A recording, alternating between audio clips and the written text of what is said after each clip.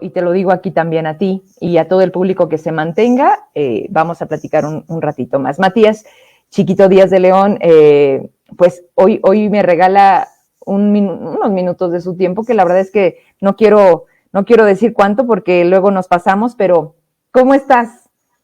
¿Cómo está, Vero? Muy buenas noches. Te saludo con afecto, saludo siempre a tu audiencia, a tu auditorio, saludo a doña Amalia, que estuvo un buen rato contigo, la escuchamos atentamente y felicidades, Vero, por tu espacio y gracias por invitarnos.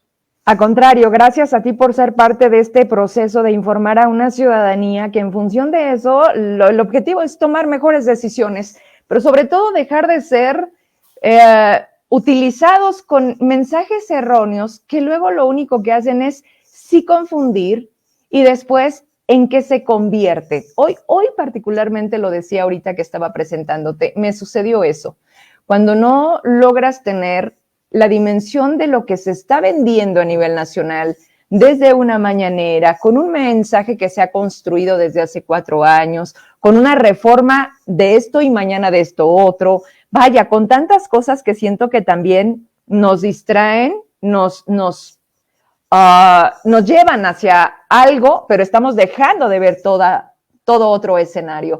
Eso no es nada sencillo ni tampoco es simple. O sea, no es algo de, no pasa nada. O sea, si sabías y que la gente te diga, no, ese es el principal gran problema. Una sociedad que hoy no nos podemos dar el lujo de no estar informados, porque creo que nos sobran medios, Matías. Estamos justo en el que más se mueve en todo este mundo. Hablemos del INE. Háblame, por favor, en esencia, pero sobre todo en fondo, de lo que representaría, primero, ¿es falso o es verdadero que se quiere desaparecer al INE? Bueno, mira, es un tema que se ha complejizado por el ruido que se ha hecho en el contexto nacional. Creo que hay mucho ruido que no lleva a nada bueno, y se ha dado un debate en torno a la reforma o presunta reforma electoral, un debate fuera de contexto, fuera del lugar donde el debate debe ser. La reforma electoral, si es que procede, la reforma constitucional en materia político-electoral, se dará en el contexto del Congreso de la Unión. Serán las dos cámaras, diputaciones, las diputadas y los diputados y las senadurías, donde se apruebe esta reforma. Luego pasará a las legislaturas de los estados para ver si es ratificada esa reforma. Y ese debate, Vero, aún no empieza. Lo que hay ahora es una serie de iniciativas en la mesa de la Cámara de las y los Diputados, un montón de iniciativas que no han sido revisadas o se inicia apenas su revisión. Se habla de más de 100 iniciativas de reforma electoral. ¿Cuánto tiempo le puede llevar a los legisladores?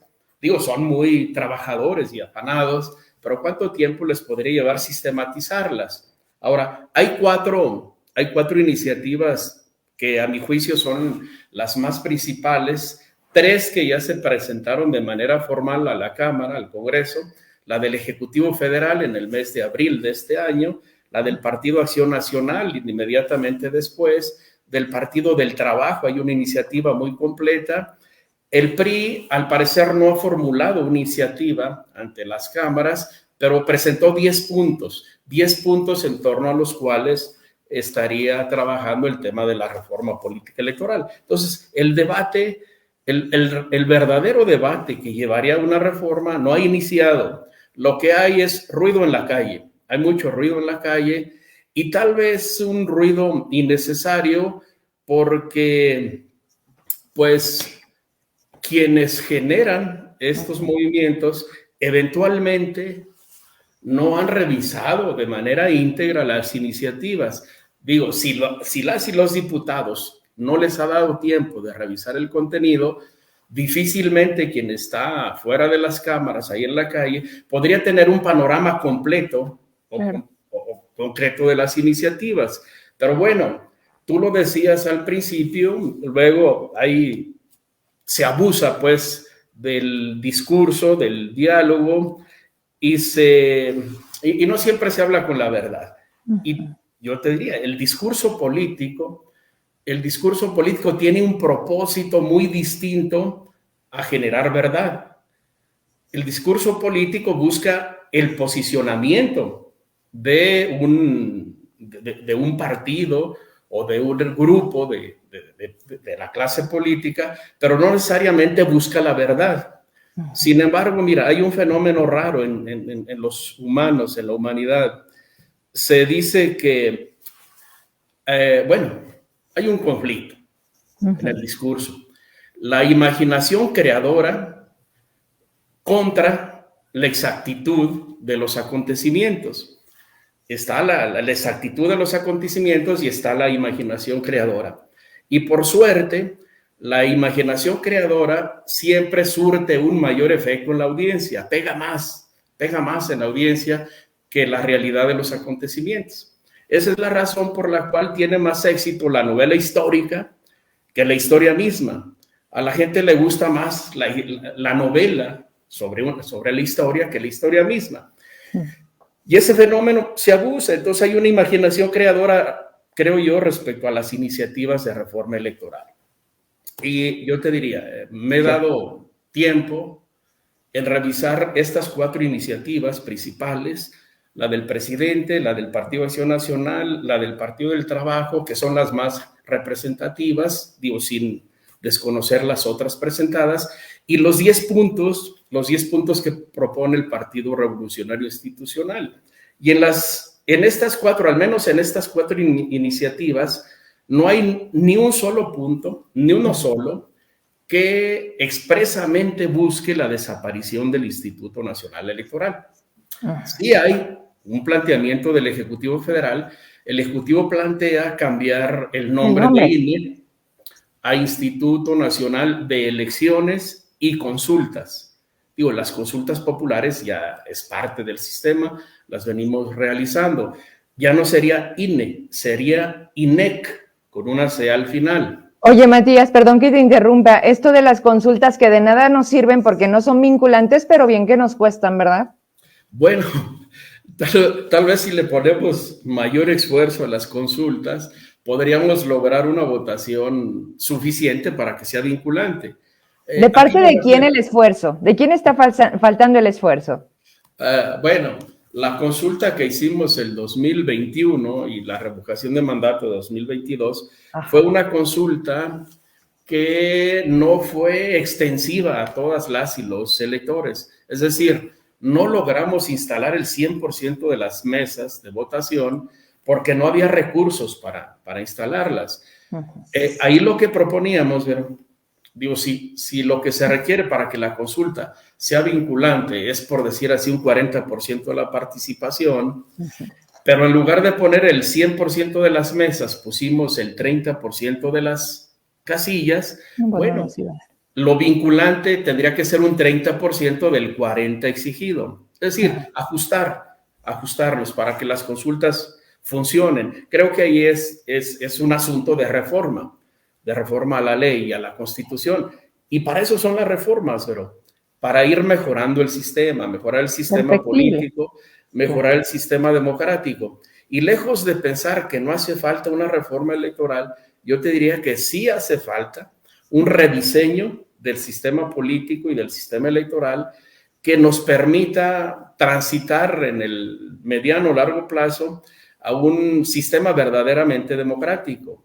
Se habla de democracia, pero los demócratas solo ven el resultado de la elección y están conformes si ganan, dicen que no hay democracia si pierden, pero la democracia no es hacer elecciones. Las elecciones son una parte procedimental de la democracia. La democracia debe traducirse simple y llanamente en un ejercicio genuino de los derechos fundamentales. Cuando el Estado democrático fue creado, fue diseñado, fue configurado, después que le dimos en la torre a las monarquías, cuando transitamos de las monarquías al Estado democrático, la única razón por la cual se configuró el Estado democrático fue para garantizar el ejercicio de los derechos fundamentales de las personas. Entonces, cuando hablamos de democracia, no solo estemos pensando en votos, en elecciones, quién gana en quién pierde. Hay que pensar en el ejercicio de derechos fundamentales. Y para que los derechos fundamentales sean posibles, el poder debe estar equilibrado.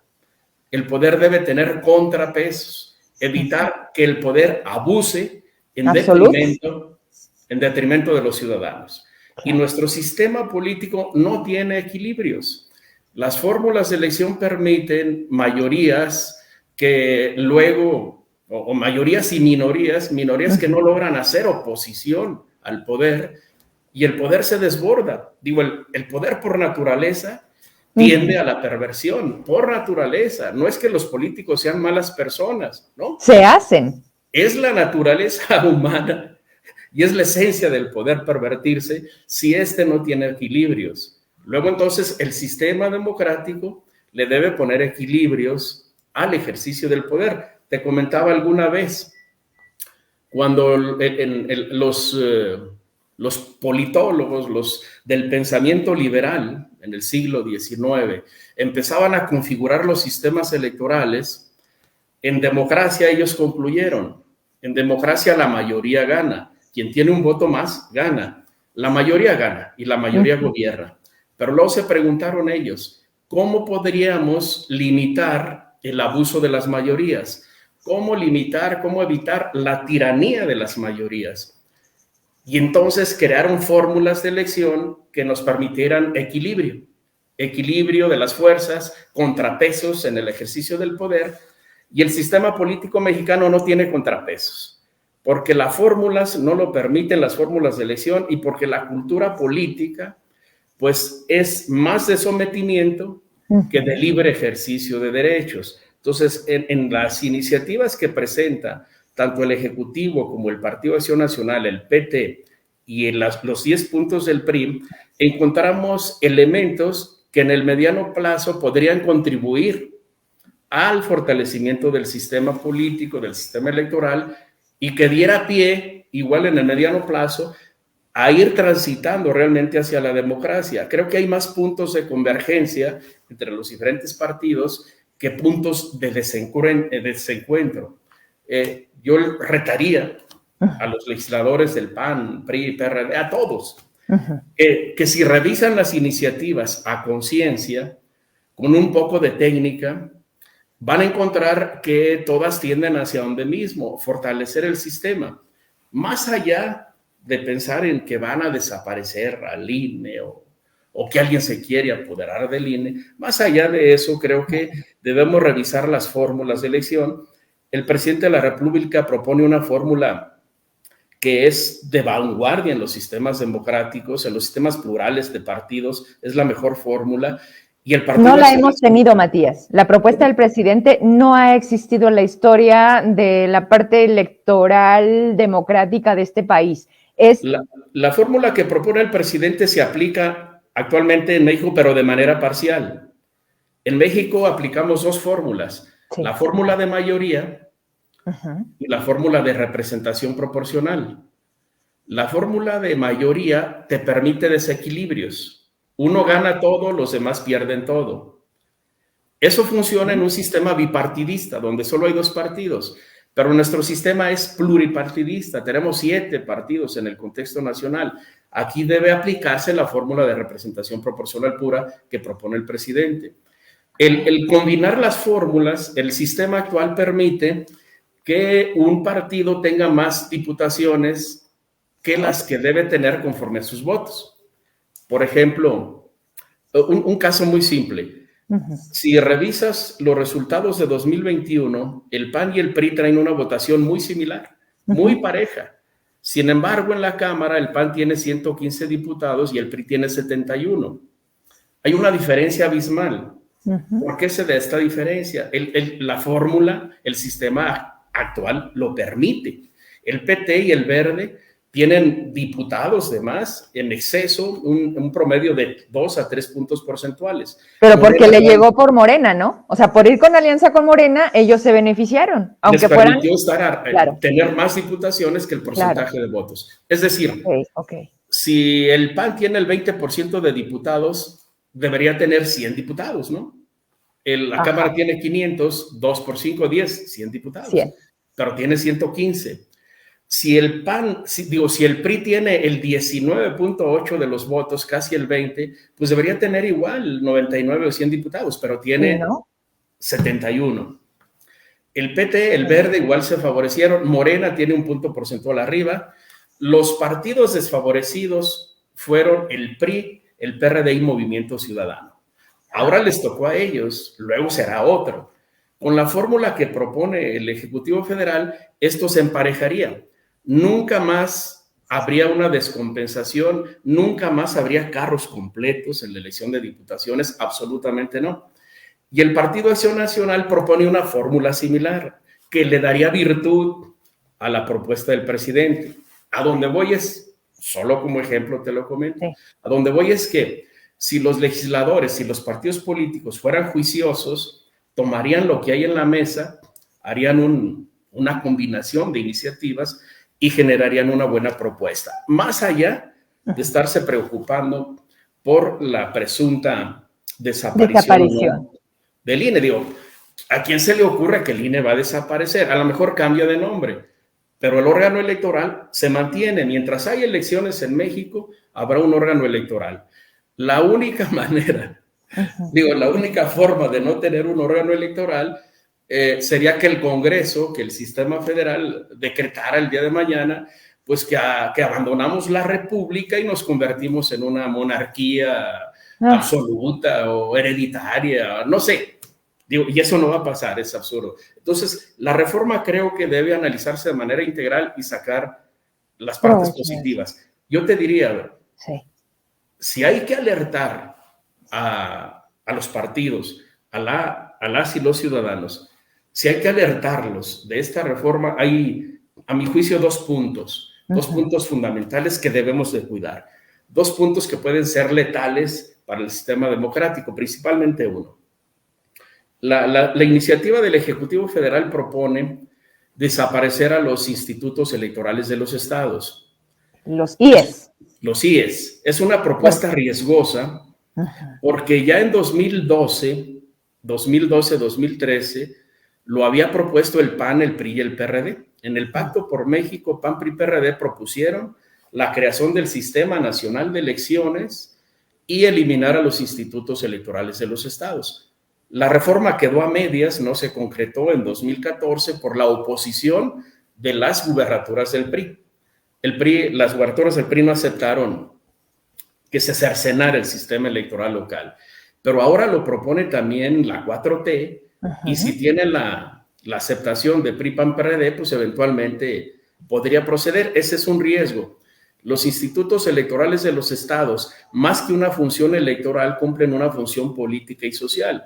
Son el eje que articula el sistema de partidos en lo local.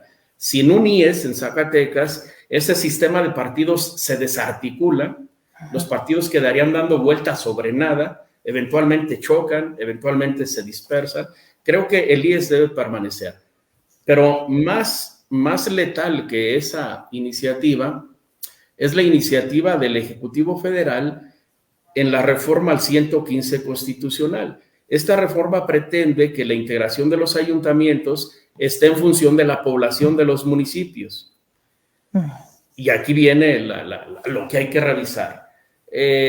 Propone el Ejecutivo que cada municipio tenga un ayuntamiento integrado a partir de la población que tenga y que por los primeros 60,000 habitantes tenga una regiduría. De 60,000 a 370,000 habitantes serían 3 regidurías. Si esa reforma llega a aprobarse, el 90% de los ayuntamientos del país tendrían una regiduría. En Zacatecas, 52 ayuntamientos, 52 de 58 municipios, los ayuntamientos tendrían una regiduría, una. Y solamente 6 municipios tendrían 3 regidurías. Entonces, dime tú, pero si el equilibrio al ejercicio del poder son los órganos colegiados, el contrapeso del gobernador es la Cámara de Diputados, el contrapeso del Ejecutivo Federal es el Congreso, el contrapeso del alcalde, del presidente municipal es el ayuntamiento. Cabildo. y le dejas un regidor al alcalde, digo, ¿a dónde vamos con estos ayuntamientos? Creo que la peor afectación que se le puede hacer a la República es afectar a los municipios. El municipio hay que fortalecerlo. En el último eslabón de la democracia está el municipio. Sin municipio, yo te diría, sin municipio no hay democracia. Entonces, esa es la parte que cuidar. Yo digo, no exagero en la expresión, y no es la imaginación creativa, no es la imaginación creadora la que me hace hablar, sino la exactitud de los acontecimientos. Yo diría, antes que preocuparnos por defender a los órganos, al INE, que el INE tiene garantizada su existencia, a lo mejor como INEC o como sea, pero no corre el riesgo que estarían corriendo los ayuntamientos del país. Las legislaturas de los estados creo que deben alertarse y no aceptar, no aprobar una reforma que afecte a los municipios. Creo que las dos de las iniciativas, los dos puntos que a mi juicio podrían ser dañinos es la reforma al municipio, a los ayuntamientos y la desaparición de los OPLES. Los otros puntos son solventables, ¿verdad? Ajá. Que se reduzca el dinero a los partidos políticos. Bueno, los partidos se pondrán la medida. Eso no nos debe preocupar. Bueno, de todos modos los patrocinan de otras vías, pero también es justo y necesario, ¿no? Porque se hablaba... ingresos. Habría que fortalecer mejor, ¿verdad? Sí. Antes que pensar en quitarles el dinero, bueno, pero ya los partidos decidirían. Habría que reforzar el sistema de fiscalización. Ajá. Hoy el día, la fiscalización que lleva a cabo el INE solo ha cumplido un propósito: sancionar a los partidos, sancionar, pero no ha resuelto el tema del fortalecimiento de los partidos. Hay un ámbito que el INE no revisa, o no quiere ver, o no quiere revisar. Los funcionarios partidistas, en todos los partidos, hay determinados funcionarios, hacen un uso indiscriminado del financiamiento público de los partidos. Hay quienes se gastan el financiamiento público, se lo gastan y no lo comprueban. El INE revisa y sanciona al partido. Pero no hemos incursionado en sancionar a los funcionarios partidistas que hacen uso indebido del dinero. Claro. Esa reforma hace falta. Obligar, constreñir al INE o INEC para que a los funcionarios partidistas que administran dinero público se les apliquen las mismas reglas de la ley de responsabilidades y que paguen el mal uso de dinero. Eso falta. Entonces los partidos se sabrán administrar. Que el INE cambie de nombre creo que es irrelevante. Que los consejeros, magistrados sean de elección popular, digo, es una carta puesta en la mesa solo para empezar el juego. Digo, a nadie se le ocurre que esa propuesta pueda ser aprobada en el Congreso de la Unión. Digo, es tal vez hasta una propuesta irónica para curársela de los legisladores, y es la que más ha aprendido. O sea, una propuesta que es imposible que pase, una carta que lanzan a la mesa para empezar el juego, es la que más ruido ha hecho. Es un distractor, pero ese ha sido el distractor. Entonces, no es posible que una reforma de esa pase y no es posible que nos haga ruido. Entonces, es irrelevante. Si nos cambian o no el nombre, creo que no es relevante. Quiero, perdón, ahorita antes de avanzar con esto, nada más y dejar bien claro, porque hay muchos comentarios y quiero que respondas a las preguntas del público aprovechando tu presencia, pero hay una convocatoria de todos los estados de esta república, muchos pues, a lo mejor no me atrevo a decir de que todos, por ahí traíamos una hoja en donde incluso no aparecía Zacatecas, fue antier en un programa que yo tenía y cuando les comento, oigan, no veo a Zacatecas, me hacen llegar que el punto de reunión va a ser el Alameda del centro de la capital. A ver, Matías, ¿tiene sentido o no llamar a una sociedad, en este caso de Zacatecas, para que se sume a esta bandera de la no desaparición del INE cuando Matías, vocal ejecutivo del INE, nos está diciendo, a ver, ojo, es que no va a desaparecer? Pero peor aún, ayer escuchaba en un medio nacional, se quieren sumar a esta marcha, al menos en Ciudad de México, Alito Moreno y Marco Cortés, PRI y PAN respectivamente, a un tema que debiera ser meramente ciudadano, pero ya sabemos que siempre se embarra ahí de por medio los intereses. Esa bandera, hoy la bandera del INE, la está queriendo agarrar los que no han podido ser oposición. Y la pregunta, dos preguntas, ellos, ¿y tiene sentido convocar a la ciudadanía a hacer esto cuando realmente estamos desconociendo el fondo? Ay, caramba, pero digo, esas son cosas que no me debes preguntar. Mira, es muy complejo porque, digo, hay una manifestación a favor del INE, Sí. pues que debe reconocerse desde lo institucional que reconocemos y agradecemos, desde luego. Digo, es una convocatoria a la que el INE no se puede sumar porque, como bien lo dices, en la convocatoria hay actores políticos, están los partidos, y en ese lado el INE no puede incursionar, no podemos estar ahí como institución. Digo, es una convocatoria respetuosa. No voy a hacer juicio sobre la convocatoria, pero sí debo decir que antes de preocuparnos por la desaparición del INE, yo te podría decir, digo, de manera objetiva, y sería absurdo que yo mismo me estuviera dando un balazo en el pie o más arriba del pie. Yo no le veo riesgo al órgano electoral. No hablo del INE, puede ser INE, INEC o IFE o como se llame. El órgano electoral, después de cada reforma, y hemos tenido algo así como 8 reformas electorales de 1990, 91. A la fecha hemos tenido 8 reformas electorales y cada reforma ha fortalecido al órgano electoral. Cada reforma lo fortalece. No creo que esta sea la excepción. Yo diría, si en la marcha hay partidos políticos, yo le diría a la ciudadanía, no hay que decirle, digo, su manifestación siempre es buena, es una participación, pero a la parte política, a los partidos políticos, si es que están en la marcha, yo les diría, no se legisla en la calle, no se legisla en las marchas, se legisla en el Congreso de la Unión. Y yo creo que el PAN y el PRI, o los partidos que sean, antes de estar en la procesión, creo que deberían de regresar su esfuerzo al Congreso de la Unión, sentarse a la mesa y lograr acuerdos, generar acuerdos. Nada se soluciona en la marcha. Digo, no creo que así marchen 30 millones de mexicanas y mexicanos. Al final de cuentas, la legislación está en el Congreso. Así es. No, donde se decide es ahí. No en la calle. Y yo les diría también a los convocantes, el debate sobre la reforma aún no inicia. No ha iniciado. Y cuando inicie, veremos si los partidos se suman. Y yo te diría, a ver, hay iniciativas para una buena reforma electoral. Si a la mesa de debate se suma el PAN, el PRI, y los demás partidos se irán adhiriendo, pero las principales fuerzas, la 4T, el PRI y el PAN, si el PAN está en la mesa de debate, si el PRI está en la mesa de debate, le van a hacer contrapeso a la 4T y lo que tendríamos como resultado sería una buena reforma.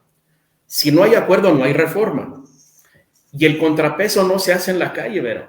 Así es. El contrapeso se hace con votos en el Congreso de la Unión y en las legislaturas de los estados.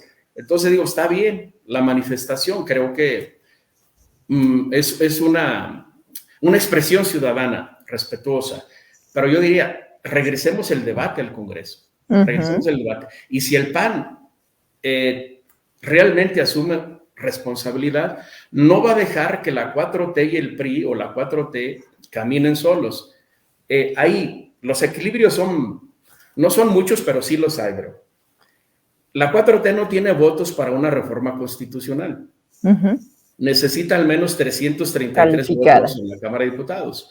La 4T juntos, Morena, PT Verde, deben tener 270 votos más o menos, 265, 270 votos. No recuerdo bien el número. Luego entonces requieren al menos los votos del PRI. Los votos del PRI.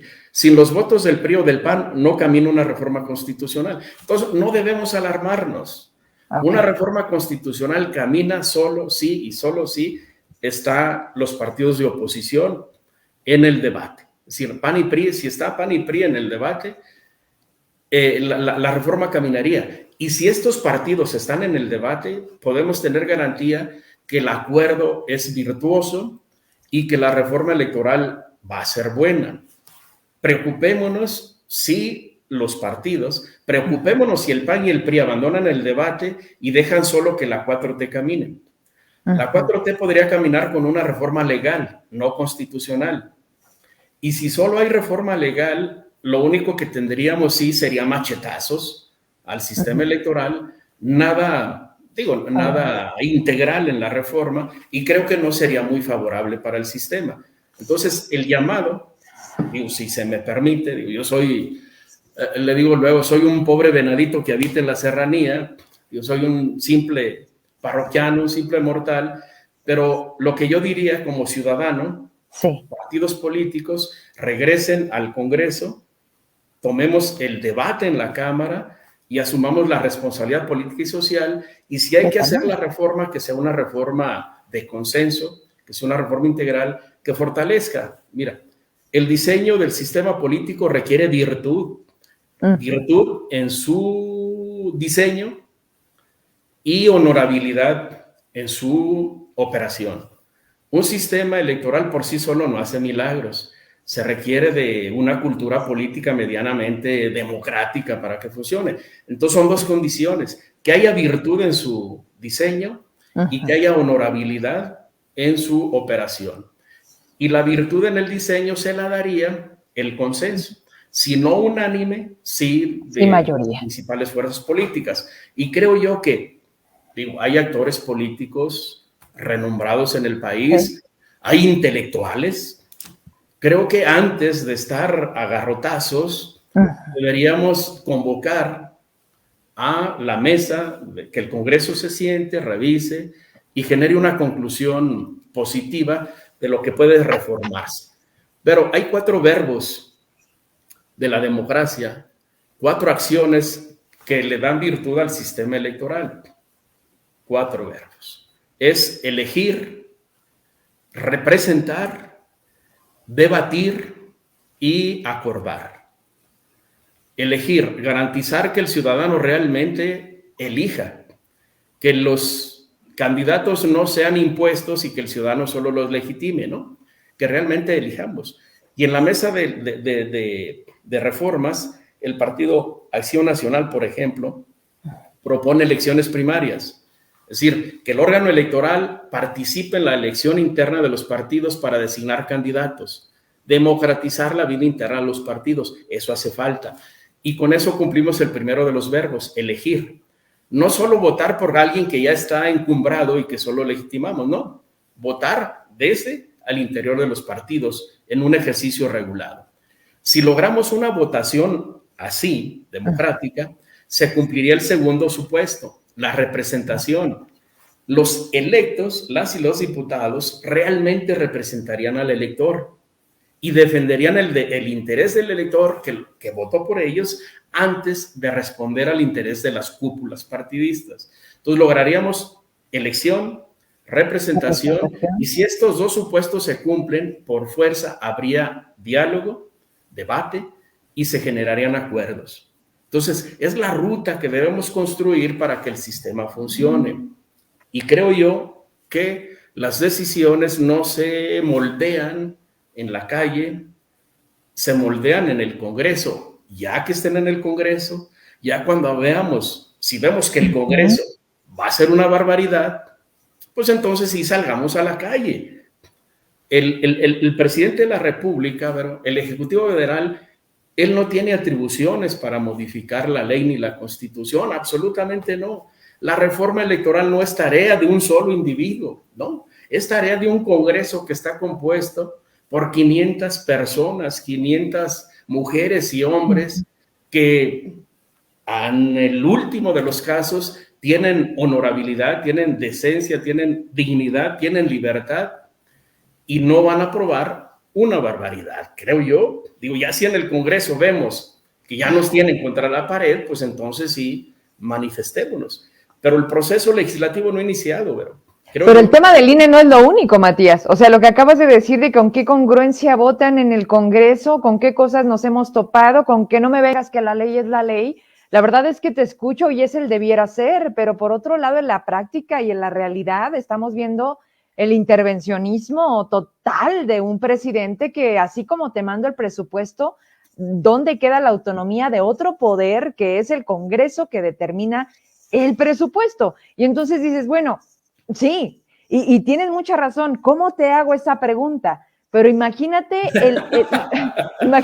imagínate el papel que representamos si yo me presto a convocar algo que, a ver, ojo, señores, primero vamos entendiendo por qué vas a salir a la calle. Y lo que dijiste, creo que con eso me quedo a lo mejor podemos hablar una hora, Matías, pero las cosas, la legislación, los cambios, las decisiones no se toman en una marcha, no cambian en una manifestación, lo hemos visto, creo que estamos llegando como al tope de manifestarnos absolutamente porque no vemos respuesta.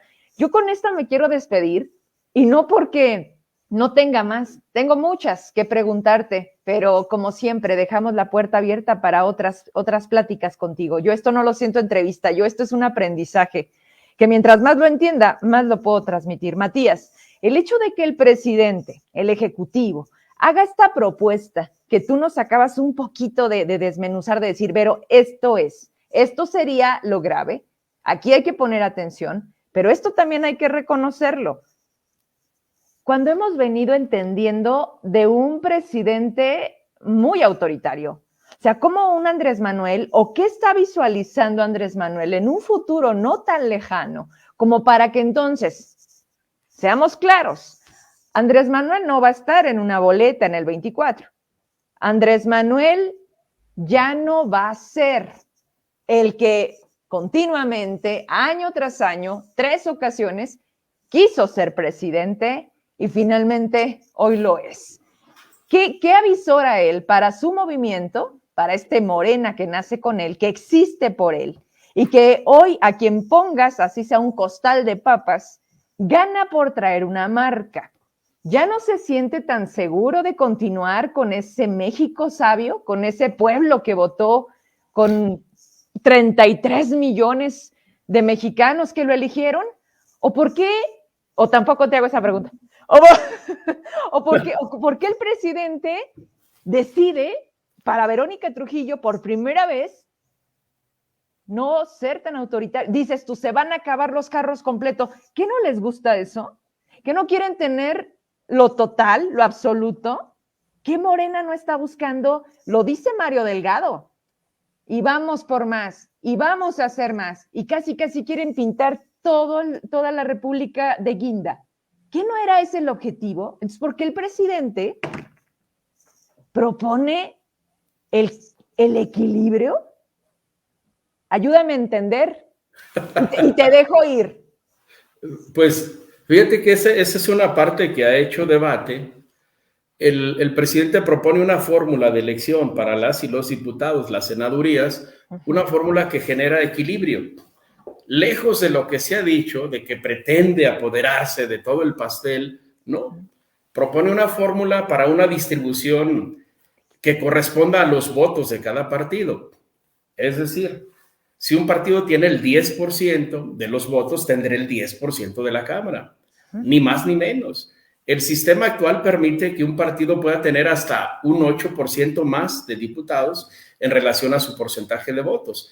Y 40 diputados, 8% son 40 diputados. Si 40 diputados, pues es oro molido en la Cámara a la hora de las decisiones. ¿Por qué el presidente propone una fórmula para generar equilibrios? Pues muchos se han preguntado, los actores políticos a nivel nacional, porque dicen mis paisanos, cuando la limosna es mucha, hasta el santo desconfía. Entonces, ¿qué hay de fondo? Realmente yo lo que creo es que el presidente de la República sabe que su movimiento sin él quedaría sin fuerza. Entonces, antes de que la fuerza se pierda, pues hay que equilibrar las reglas del juego. Ahora sí. Ahora sí, lo que no hizo el PRI, mira, con las reglas del juego del PRI, el PRI ganó. Pero cuando el PRI perdió, con sus propias reglas, perdió, y nunca más ha vuelto a ganar. Por ejemplo, piensa tú en Guanajuato o Panista. Baja California. Digo, con unas reglas que no permiten el equilibrio, pues el día que el poderoso pierde, pierde todo y no vuelve a ganar. Ajá. Y las reglas democráticas son aquellas que permiten que con equilibrio ganes o pierdas en igualdad de condiciones. El sistema debe ser virtuoso. En el sistema electoral hay ganadores y perdedores. Lo que no debe haber es favorecidos y damnificados. Si el sistema favorece y damnifica, el sistema no es democrático. El sistema debe de darle el triunfo a quien realmente gana, y el que pierde va a aceptar que perdió porque el juego es honorable.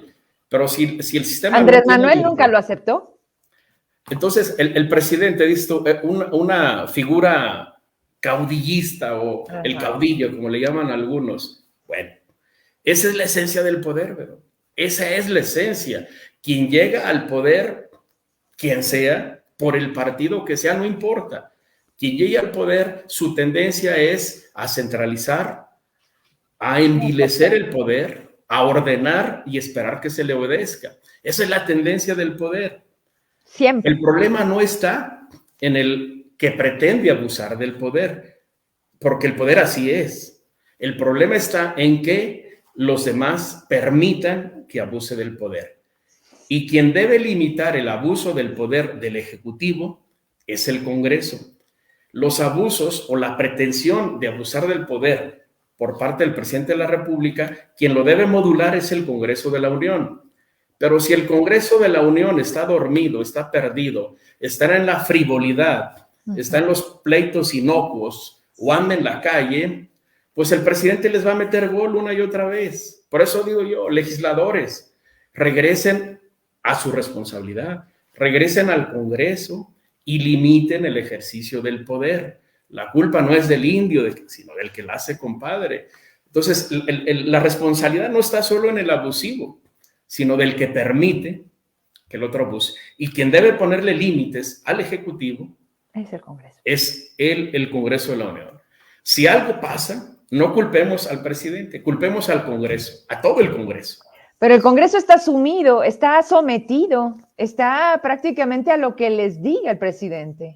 Pero incluso uno de los fenómenos, el fenómeno mayor que estudia la teoría, la ciencia política. La ciencia política se estudia este fenómeno. ¿Por qué unos obedecen? ¿Por qué uno manda y millones obedecen? Uno manda y la gente obedece. ¿Cuál será la relación? ¿Cuál será la razón de ese fenómeno? Pues una razón fundamental es que en la esencia del ser humano, el humano requiere sentirse seguro, requiere seguridad, requiere estar bien, sentirse seguro. Y la seguridad se la da una persona, un individuo que gobierna y le ofrece gobernar para su seguridad. Si le cumple o no le cumple es irrelevante. Lo que la persona quiere es escuchar que va a estar bien, que va a estar seguro, que va a estar en armonía. Por eso se la pasan siempre en campaña. Por eso se la pasan ahí y el ciudadano vota con la expectativa de que ahora sí va a ganar. Sí, y ahora sí. Ahora sí. Entonces el ciudadano debe despertar, debe ser juicioso a la hora de votar y debe ser exigente con quien lo va a gobernar. Es un esquema complejo, ¿verdad? Sí, mucho. Que tiene que revisarse. Porque fíjate, ¿cuánto tiempo duró el PRI en este país? ¿Hasta qué momento esta sociedad aguantó de decir ya no más? Ante cuántas promesas incumplidas y ante cuántas campañas que era la vía de llegar y decir, ¿qué te duele? Yo te compro la medicina. Pero él nunca compraba la medicina o le decían, ya merito, te la doy. Entonces, hoy llega otro gobierno que vende lo mismo porque la fórmula es la misma, pero la respuesta también es la misma. Y así hasta el infinito. Así vamos a seguir. Si no cambiamos las reglas del juego, así vamos a seguir. Y creo que en las iniciativas presentadas hay la posibilidad de que las reglas en lo esencial puedan cambiar. Te comentaba, el Partido de Acción Nacional propone elecciones primarias. Una reforma necesaria es que las elecciones de los partidos políticos sean regulados y organizadas por un ente ajeno a los partidos. Lo que ocurrió en la elección no hace tanto de Morena en Zacatecas, bueno, a nivel nacional, lo que se dice de las elecciones de Morena, que fue un desastre, sí, es lo mismo que ocurre en las elecciones del PAN, del PRI o del PRD. Es decir, en cualquier partido que organice elecciones internas para dirigentes, el resultado va a ser el mismo, porque la parte no puede ser juez cuando lleva interés. Cuando lleva un interés. Entonces, un comité de un partido no puede organizar elecciones de manera legítima, de la manera imparcial. Entonces, debe haber un ente ajeno y ese ente es el órgano electoral. El INE o INEC debe organizar las elecciones de los dirigentes de los partidos, no dejar a los partidos a merced de los mercaderes, de los caciques, ¿no? Hay que democratizarlos. Y ya democratizadas sus dirigencias, la elección de las candidaturas, que no esté a merced de los caciques, que las candidaturas las defina la militancia mediante procesos democráticos organizados por la autoridad electoral. El PAN está proponiendo elecciones primarias y esas elecciones primarias nos llevarían en el mediano plazo a democratizar la vida interna de los partidos y quien sea candidato realmente va a llevar una representación ciudadana. No va a representar al cacique, va a representar a sus electores. Digo, son cosas que parecen simples, si se llegan a regular, si las podemos regular en el mediano plazo, le daríamos virtud al sistema y podríamos ir transitando medianamente a que ese esquema, como dices tú, que los legisladores están cooptados y que su interés responde más que al ciudadano, al interés social, responde a mercaderes o caciques, es la realidad que hemos tenido durante 200 años de república. Claro. Esa ha sido la realidad en 200 años de república. Matías, pero peor aún, perdón que te interrumpa, cuando en las pasadas elecciones el propio IE se prestó a ser parte de este juego, cuando se supone que son estas instancias las que deberían de mantenerse totalmente. O sea, pero estamos hablando de, perdón, dime. Son dos condiciones, virtud en el diseño del sistema y honorabilidad en la operación del sistema. Si no se cumplen estas condiciones, no llegamos a nada. Es que los buscan con esos requisitos, justo los buscas con esos que en el camino se te pierdan, porque bien lo dijiste, no es que seamos, es que llegando al poder se hace. Entonces podemos tener tú y yo muy buenas intenciones. Un día yo pido que tú seas candidato y cuando llegues ahí te voy a perder. Digo, pareciera que esto es la inercia y entonces por eso nunca va a cambiar nuestra realidad, porque esta perversión, porque esta, ¿cómo explicarte? Esta tiranía de porque puedo y además porque sí tenemos caciques y porque además hay quienes se sienten dueños de los partidos, es finalmente a quienes imponen y a quienes tenemos. Pero además, ¿cómo nos van a representar cuando ni ellos mismos querían estar? Pero eso nos daría otro programa, ¿verdad? Sí, simplemente, pero ya para no, digo, por lo avanzado de la hora, los sistemas electorales, aunque estén muy bien diseñados, por sí solos no son milagrosos. No hacen milagros. Se requiere de virtud en los que lo opera. Se requiere cultura política, de legalidad, cultura democrática. Se requiere tener una visión social del ejercicio del poder. Mira, creo yo que los partidos perdieron la formación de cuadros. No hay procesos de ideologización virtuosa al interés de los partidos.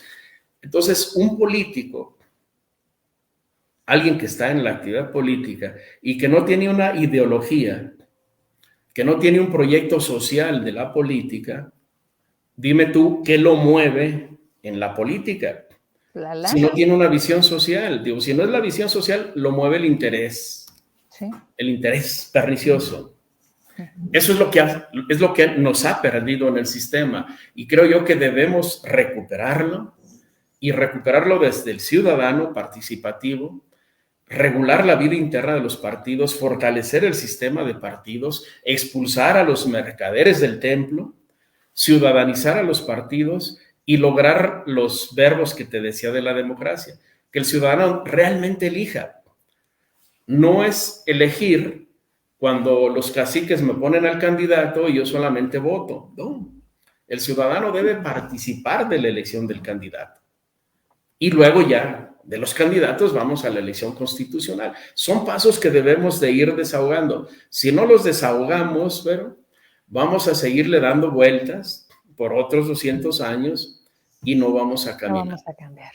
Sí, es complejo, pero es complejo, pero yo creo que con voluntad, sin sesgos, con desinterés, con una visión genuina, pues, de lo político, de lo social, podríamos avanzar. Digo, creo que hay gente honorable que puede participar en esto.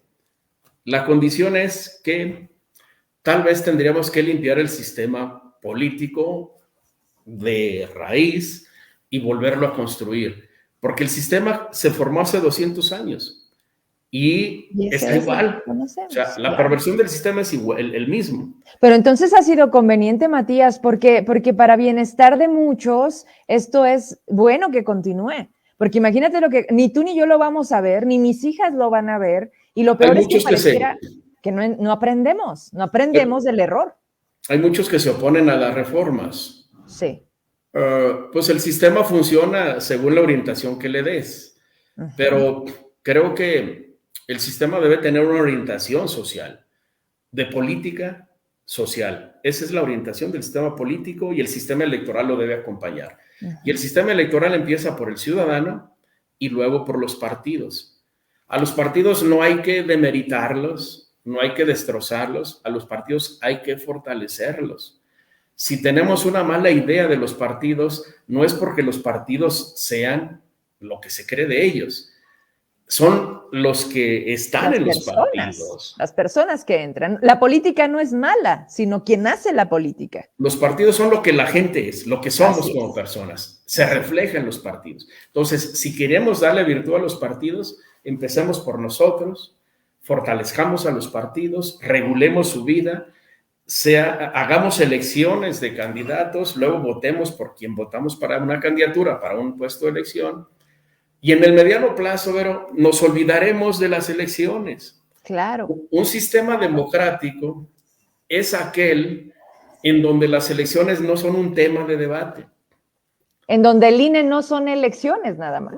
Digo, ya cuando el sistema funciona, lo electoral es irrelevante porque funciona. Pero mientras el tema electoral esté en la mesa del debate es porque no hemos logrado consolidar el sistema. Y hay que trabajar en ello, tenemos que trabajar en ello. Pues vaya plática que nos aventamos, Matías. Yo te agradezco mucho el tiempo, te lo repito, de verdad, la espera. Estaba segura, te estaba mandando el mensaje, sabía que estabas viendo el programa y que ibas a conectarte al momento de mencionarte. Agradezco de verdad eso, tu tiempo, y que de esta manera vengas y nos expliques, porque creo que es así la forma en la que podemos entender mejor y lo más importante, sobre de eso tomar decisiones. Aquí me decían muchas preguntas. Mira, con esta me despido. Matías, ¿la reforma electoral del Ejecutivo permitirá entonces ese contrapeso? De manera breve, sí. Sí los permite. Sí lo permite. Bien. Ese es el propósito digo, no toda. Claro, tiene. Pero en la iniciativa del Ejecutivo lleva una propuesta, una fórmula de elección que nos permitiría equilibrar de manera milimétrica el ejercicio del poder en México. Bien. Sin vueltas, sí lo permite. Muchas gracias, te espero pronto y yo creo que cada vez más con esta oportunidad que nos das de platicar contigo. Gracias, pero buenas noches, saludo a tu auditorio, ya es tarde, pero bueno, creo que hay cosas que comentar y te agradezco mucho el espacio, pero buenas noches. Saludos, al contrario, a ti.